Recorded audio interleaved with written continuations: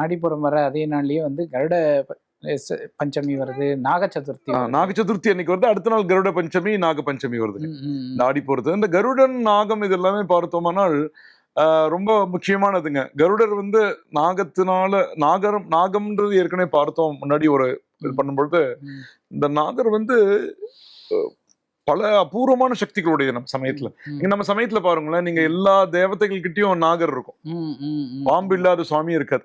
முக்கியமான பிரதானமான சுவாமிகள் சிவபெருமான் இருக்கட்டும், விஷ்ணுவாக இருக்கட்டும், அம்பாளாக இருக்கட்டும், முருகப்பெருமானாக இருக்கட்டும், கிருஷ்ணராக இருக்கட்டும், எல்லா சுவாமியுமே பார்த்தோம்னால் அந்த நாகர்ன்றது ரொம்ப முக்கியமானதுங்க. நாகர் இந்த அந்த இந்த குண்டலினி சக்தின்னு சொல்லுவாங்க, அந்த நாகம்னு சொல்லுவா. இந்த நாகம் எழும்பி மேலே சென்று அந்த அந்த துவாதசாந்த பெருவெளிக்கு செல்வதுதான் குண்டலினி சக்தியுடைய எழுச்சின்னு சொல்லுவாங்க. அது பாம்பு மேல ஏறும்போது என்ன ஆகுங்க, எழும்பும் பொழுது நமக்கு அந்த ஞான பெருவெளியில நம்ம போய் இணைவோங்க.